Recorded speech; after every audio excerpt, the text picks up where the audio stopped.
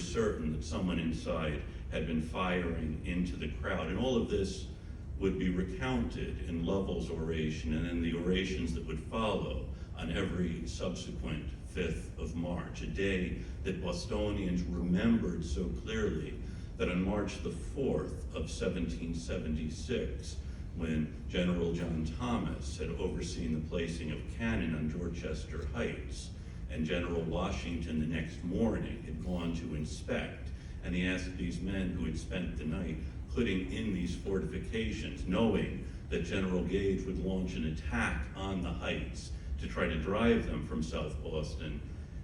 Washington asked if you men of Boston will allow them to take these heights on the 5th of March. They knew what the date meant. He knew what the date meant, and it meant what Paul Revere had indicated it meant and what Bostonians had been saying it had meant since 1770. And Hutchinson, as he was writing his letter, said, "The sounding of the bells, these commemorations, show how poorly people understand what actually happened on March the 5th. Hutchinson himself remembered. He remembered hearing that there was a riot on King Street, and he made his way through the streets. In some places, the streets were so packed that the lieutenant governor had to cut through houses and backyards to get to this scene. And he arrived just after the fatal shots had been fired. And he approached Captain Preston, asking Preston what had happened. And Preston did not recognize the lieutenant governor. He thought this was just another troublesome Bostonian coming to interfere in matters in which he had no business. And Preston said, "I thought we were under attack," when finally he recognized that this was Thomas Hutchinson. And Hutchinson said, "You must know it." And he ordered Preston and the men to get back into their barracks, ordered all other British troops off of the streets where he knew they would be targets, and then Hutchinson climbed to the balcony of the old State House and exhorted the crowd to go to their homes. And he said, "The law will have its course. I will live and die by the law." And Hutchinson spent the rest of the night in the council chamber of the old State House, a room we can still visit and see it's been restored to the way it would have looked on March the 5th of 1770. And in fact, if you are here in season, you should attend the wonderful presentation they do, Blood on the Snow, which is a depiction of the next day in the council chamber. And Hutchinson spent that night in the council chamber hearing witnesses, taking depositions to try to discern what had happened on the evening of March the 5th. And very early the next morning, he ordered the arrest of Captain Thomas Preston, the captain who had been in charge of the 8 soldiers, and Corporal Wems and the 7 soldiers, Private White, who had been standing guard in front of the customs house and then was accosted by a group of apprentices, and Privates Montgomery, Kilroy, Hardigan, Macaulay, Warren, and Montgomery. They were all arrested, placed in the jail, which is was about a block from where we are right now, and charged with murder. They had fired on unarmed civilians in the streets of Boston, killing, at the time they were arrested, 4, seriously wounding 4 others. One of them would die within a week. And that night, the next day, Hutchinson convened the governor's council in the chamber to try to discern a way out of this crisis. What had happened the night before? What could Bostonians do to move forward from this moment? And into the council chamber, an event depicted brilliantly in Blood on the Snow. Not to make this an advertisement for the production, Samuel Adams came as a representative from Boston's town meeting. Boston's town meeting met at Faneuil Hall. This was the legal authority in the town of Boston. And Adams and a delegation came to demand that Governor Hutchinson remove all of the troops from the town of Boston, place them at Castle Island, where the town thought they should have been placed in the first place. One of the governor's counselors, Royal Tyler, told the governor that if he did not remove the troops, there were 10,000 men in the surrounding towns preparing to come to Boston to drive the soldiers out.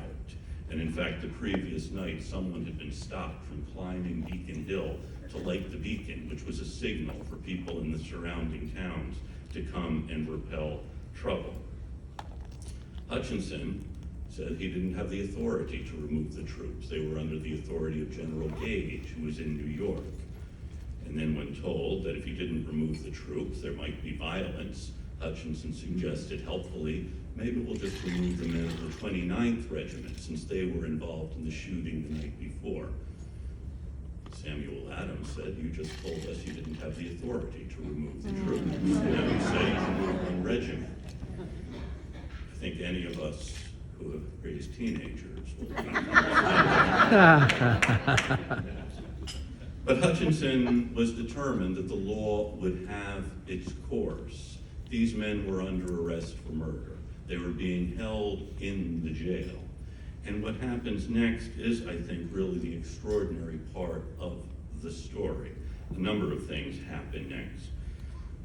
First, to prosecute, they're going to be prosecuted in the name of the Crown. Samuel Quincy, who is the Solicitor General, not the Attorney General, will undertake the prosecution, assisted by Robert Treat Payne, a lawyer from the town of Taunton.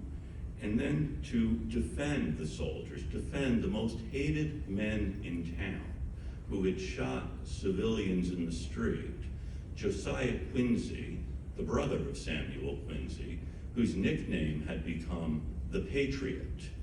And Josiah Quincy was, according to Governor Hutchinson, setting himself up to be the American Wilkes, John Wilkes, English radical, beloved by the Liberty Party or the Whig Party in Boston, hated by the Tories in Boston as well as in England. Young Quincy is the American Wilkes.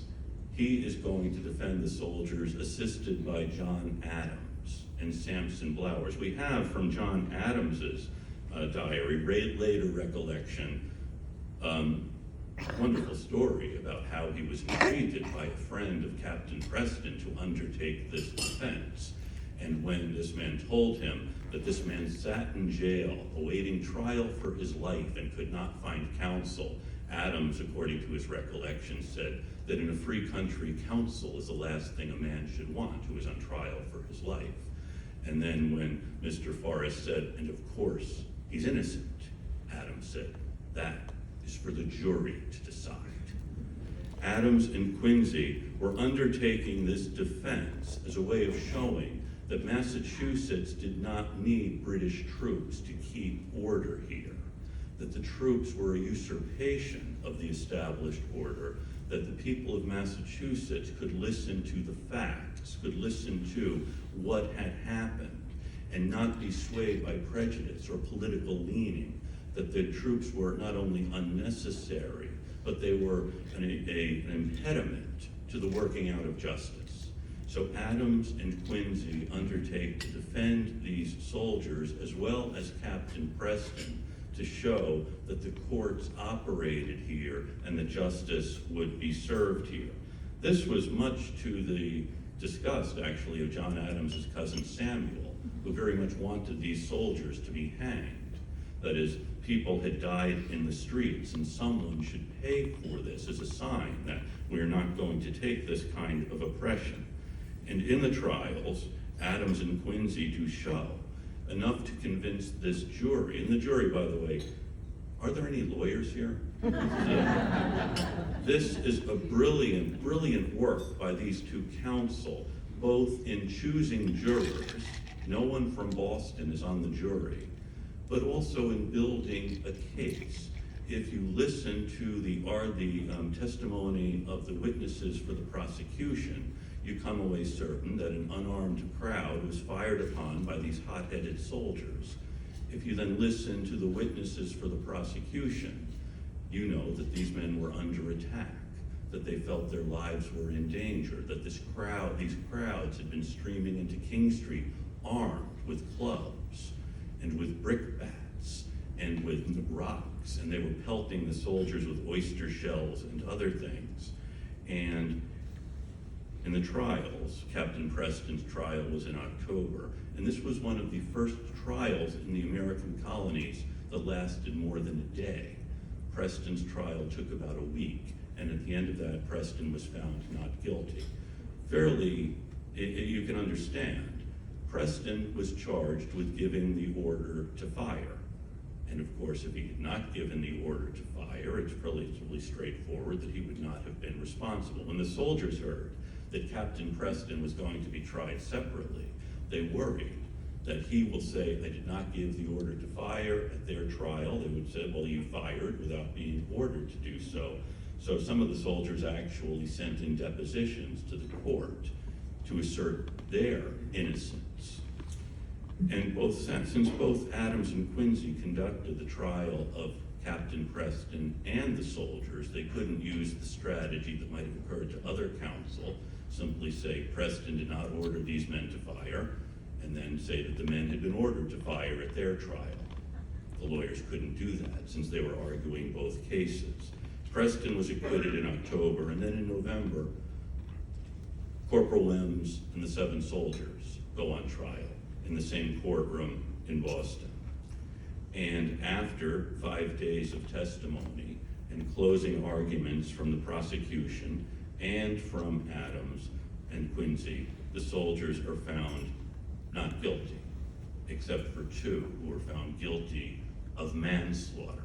That is, Private Montgomery and Private Kilroy, who had been shown that they had fired the guns that killed Samuel Gray and Crispus Attucks. You could not really show which soldiers had fired and hit which of the victims. And in his summation, which really deserves to be read closely, Adams begins with Algernon Sidney and with other figures of the Enlightenment and on ideas of justice, and builds this case that these men were under attack by this motley crowd of outlandish Jack Tars, Irish Teagues, and others. And in conclusion says that facts are stubborn things, and that the law must be inexorable to the lamentations of the prisoners, but it also must be deaf as an adder to the cries of an outraged populace. The town of Boston very much wanted to have these men punished for what they had done, but Adams and Quincy show that these men had been under attack by this mob, which Adams and Quincy also made clear was not a mob of Bostonians. He points out that Attucks was from Framingham, and Carr was from Ireland. It's these outsiders who give us good Bostonians a bad name. Montgomery and Kilroy charged with manslaughter. Adams then pleads benefit of clergy, which is a protection if you are able to read. This is a medieval protection. You were deemed to be a member of the church and thus could only be tried by an ecclesiastical court. And in fact, if you ever find yourself in this situation, the test would be if you can read the 51st Psalm, which was referred to as the saving psalm because it will save your neck in the situation where you need it.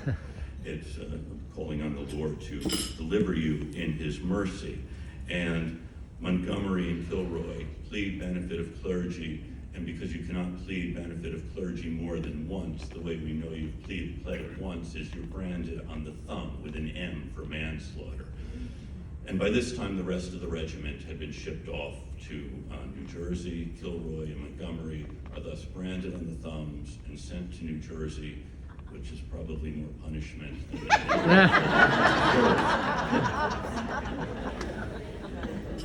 Now, as I said, the town was beginning to mark this with an annual oration. And in 1771, James Lovell had delivered the oration.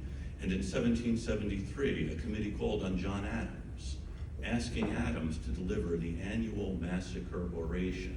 And he demurred, thinking it would be in bad taste for the man responsible for the acquittal of the soldiers to deliver the oration. However, he said, had those men been hanged, it would be as foul a blot on Massachusetts as was the execution of the witches in 1692. And I believe he was right. Now, the town also, at the time, had written its own report of what had happened. The town's official report refers to this, actually on the title page, as the bloody massacre perpetrated on King Street by soldiers of the 29th Regiment. And according to the town, the real trouble began in 1767 with the arrival of customs commissioners. And then the soldiers had come in 1768. And the town's story is one of an occupation by a hostile military force, leading, of course, to the violence on March the 5th. The town's report is meant to make us think of this in a certain way. There was also a report more sympathetic to the British that refers to this as the unfortunate incident on King Street, which it certainly was. And for the writer of the unfortunate incident, the trouble had really begun on the previous Friday when a soldier got into a fight with some rope workers, and this had brought fighting over the weekend between soldiers and townspeople, which then led to this unfortunate event on Monday night on King Street. And neither one is entirely what had happened. And Governor Hutchinson's, of course, lament, of course, that we didn't really understand it, referred to the way he thought of it as well as to the way the townspeople thought of it. It's a more complicated, more nuanced story we see emerging from this.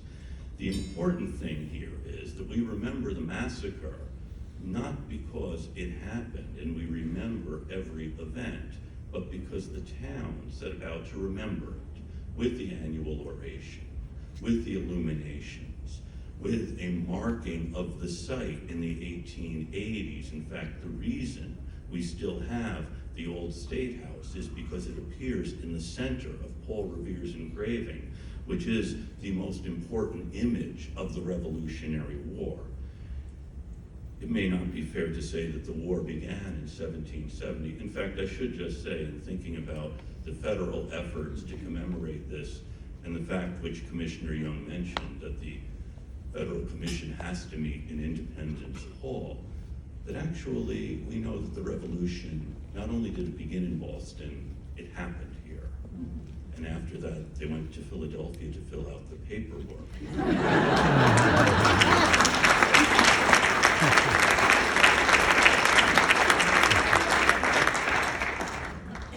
And I do wonder, when Congress was requiring that, where the Massachusetts delegation was that day. But we know this is what was happening here. People were actively remembering what had happened on King Street, shaping it in a certain way to show that we don't need this military force and that the law will take its course here, that we will all live and die by the law. And every year Bostonians would commemorate this. And John Adams said that looking at these annual orations would give a glimpse into the social history of the times. In 1783, on March the 5th, James Otis had moved at the town meeting that hereafter, instead of commemorating March the 5th, Boston should commemorate the 4th of July. And the 4th of July is commemorated here as it is elsewhere in the country. And of course, the Ancient and Honorable Artillery Company undertakes to have a reading of the Declaration every year from the balcony of the old State House, and an oration to remember these events, to remember not only the events of 1770, but subsequently. In 1846, William Cooper Nell, a historian on Beacon Hill, actually an African-American historian, wrote a book on the colored patriots of the American Revolution. And it begins with Crispus Attucks, the first to die in what we now know became the Revolution. And Nell had suggested marking the spot where Attucks had fallen in front of the Customs House. And in 1857, when the Supreme Court issued a ruling on March the 6th that said that at the time of the Revolution, a black man had no rights which a white man was bound to respect, Boston's African-American community revived Crispus Attucks as a figure, pointing out that in 1770, 7 British soldiers and a British officer were put on trial for their lives for shooting an African-American man on the streets of Boston.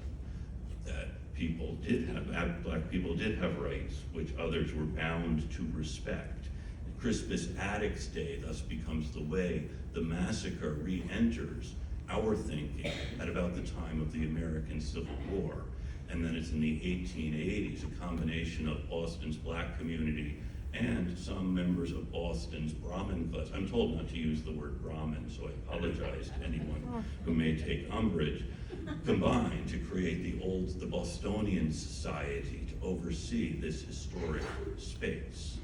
And subsequently, of course, we are remembering not only the victims, but the soldiers. We're remembering the story that ensued in all of its interesting patterns and interesting nuances. We continue to remember these things and to try to understand them in a way that will help future generations avoid the mistakes of our generation or of the past. Thinking through what happened on King Street, as you'll be doing over the next day or so, and as we'll be doing over the next several years, as we all are rethinking the revolution, thinking about what brought us here and where it will lead us. But remembering, reflecting on the fact that these events don't live in memory unless we make them, unless we do remember them in ways and pass these stories along to subsequent generations. So it's really a privilege for me to be able to talk to an organization which has devoted itself to remembering, to being the public memory of the revolution in all of its fascinating side roads, detours,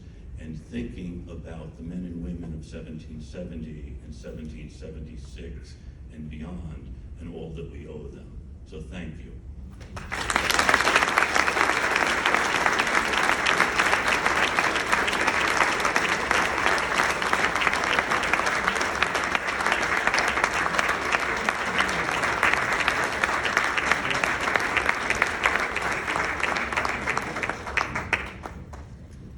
What a privilege it was to hear your esteemed perspective on this incident that brings us all to Boston this week. I also want to give you a commercial plug for your book, which our wonderful Massachusetts State Regent had provided me a copy of, and I read with great pleasure before coming. And so, is it available? I have a few copies.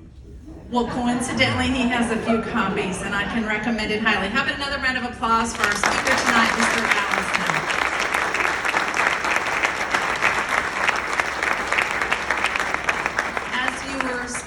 I could not help but reflect upon the 1890 founding of the Daughters of the American Revolution, in large part to perpetuate the memory and the spirit of the men and women who achieved American independence. I cannot think but how proud those women would be if they were here tonight to see this assembly of nearly 200 people here to remember Crispus Attucks and the other 4 men who died on that cold March night here in the city of Boston. So I thank all of you. If we are not their voice, if we do not continue to tell their story, I fear that it will not continue in our public discourse. And so I thank all of you for taking time from busy lives to celebrate, to commemorate the 250th anniversary of this event with us.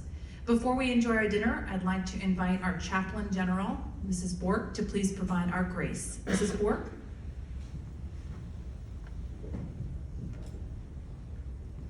Please pray with me. Gracious God, thank you for this time of fellowship as we share this meal. Especially tonight, we are grateful and thankful for the heritage of our forefathers. We thank you for our society that unites us in ideals and service. Bless this food you have supplied to build our bodies, our minds, and spirits. Amen. Amen. Amen. So please enjoy your dinner. We will see you as you're savoring that last forkful of Boston cream pie for a couple of announcements. Thank you.